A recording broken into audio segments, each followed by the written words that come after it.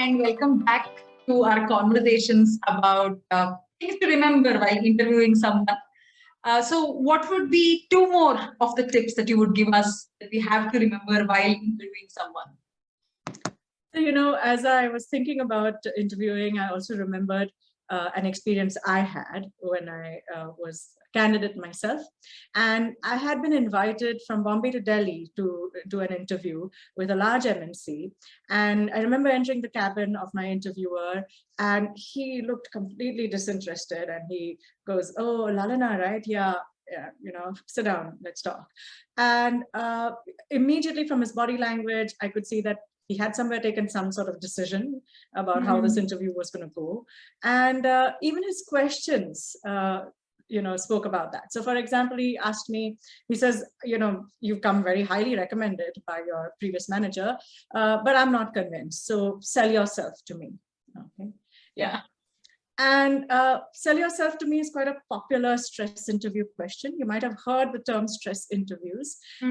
And this is going to be my third point about why you should not conduct stress interviews, because they don't really help you assess what a candidate knows or what a candidate has experienced.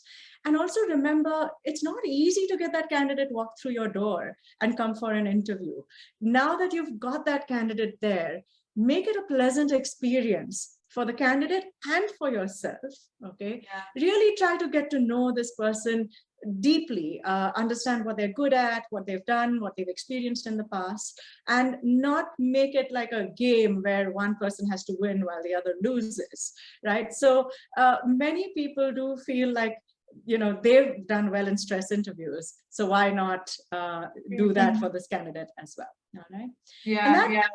That almost sounds like intergenerational interviewing trauma of saying, "Oh, I have done great in a stress situation during interviews. Why can't you do it?"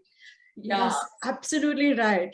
And what they don't realize is that actually it's very easy to get through stress interviews if I just maintain my calm. But there are some candidates who get so nervous that they're not at all able to present what they're good at. And that's really not worthwhile for the company or for you. Right. So yes, that would be my third point. Do not create the stressful environment for the candidate. Remember, it's not easy. The most difficult part of hiring is sourcing candidates. And now you've got that candidate walk through your door. Don't lose that opportunity to really get to know that candidate well. All right. Okay. So that brings me to the last point that I would like to share with respect to interviewing. Interviewing, I want to say, is really a chance to assess the candidate and get to know them. I want to talk about what interviewing is not, right? Interviewing, for example, is definitely not your chance to prove how much you know and prove that you're right and to show off to the candidate, okay? And there are a lot of interviewers who, now that they've reached the position of being interviewers, want to really show off, "Oh yeah, look, this is how we do things and this is how great we are," etc., or "how much I know, more than you," etc. So that is not what interviewing should be. What interviewing also is not, is it's not a chance to try and get to know what the competition is doing. So if you have a candidate from a competitor and you start asking, "Okay, who are your customers? What are your targets? What kind of products do you sell?"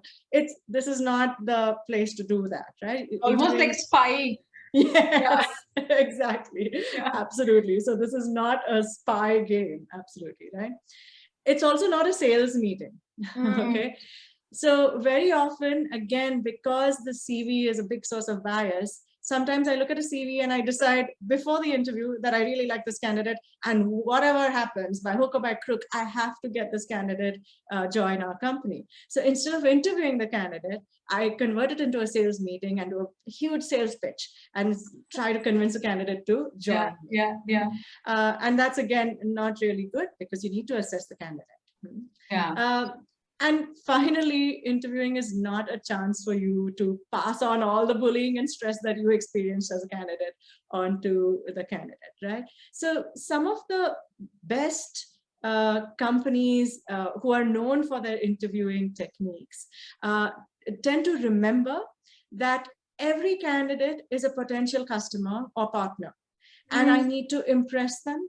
I need to have them walk out of that door, whether they're selected or rejected, and say good things about the company to others.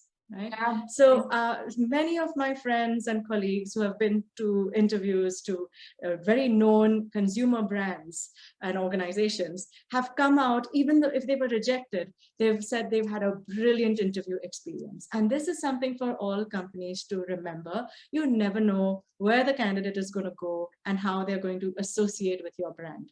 So make sure that you create a good impression from the time they enter till the time they are given the information, the decision.